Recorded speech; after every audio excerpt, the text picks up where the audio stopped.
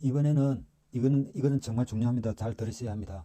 상대방에 대한 이름, 주소, 주민등록번호 등 핸드폰 번호 등도 전혀 모를 때 단지 알고 있는 것은 상대방에 대한 차량 번호만 알고 있을 때 차량 등록사업소에 사실조회 신청을 하는 신청서입니다.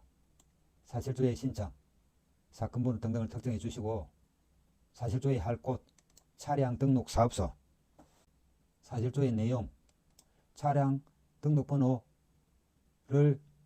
현재 사용하는 현재 소유자의 성명, 주민등록번호, 주소 등의 인적사항을 작성해서 법원에 해부해 주시기 바랍니다. 이런 지지를 작성하시면 되겠습니다. 민사소송을 제기하려고 하는데 상대방의 이름도 주소도 인적사항 등을 전혀 알 수가 없을 경우 소송을 제기할 수 없다고 알고 있는데 전화번호, 계좌번호, 차량번호 등을 알고 있으면 소송이 가능하므로 이 영상을 끝까지 시청하셔서 나홀로 소송에 도움을 받으시기 바랍니다. 상대방의 이름은 모르고 계좌번호를 알고 있다면 소장을 법원에 제출할 때 상대방의 주소를 불명으로 하여 제출하면서 동시에 해당 계좌를 사용하는 자에 대한 인적사항을 알기 위한 사실조회 신청을 하면 됩니다. 또한 상대방이 범죄의 가해자이고 수사가 진행 중이라면 상대방의 주소 등을 불명으로 하여 제출한 후 해당 검찰청을 상대로 사실조회 신청을 하면 됩니다. 이 밖에도 상대방의 휴대전화번호를 알고 있다면 통신사를 상대로 사실조회 신청을 제출하면 되겠습니다. 첫 번째, 상대방의 주소를 모를 때 상대방의 이름과 주민등록번호만을 알고 있을 때는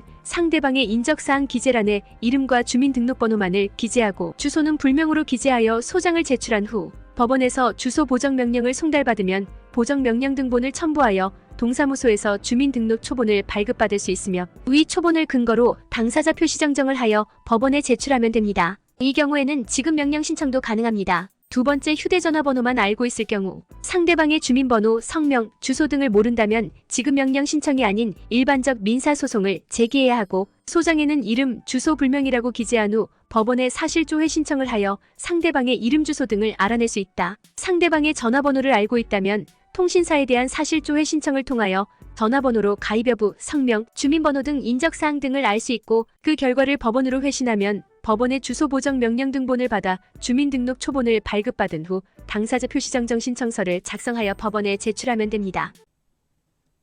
상대방의 전화번호만 알고 있을 때 통신사 등의 사실조회 신청을 하는 양식을 보면서 말씀드리겠습니다. 사실조회 신청서, 여기에는 사건번호, 원고, 피고 등등 사건을 특정을 해주시고 위 사건에 관하여 피고의 인적사항 등을 명확히 하기 위하여 다음과 같이 사실조회를 신청합니다. 다음, 사실조회 목적, 피고의 주소, 주민등록번호 등등을 확인하여 피고를 특정하기 위함, 사실조회할 곳, 대표적인 SK, KT, LG 이렇게 작성하시면 됩니다.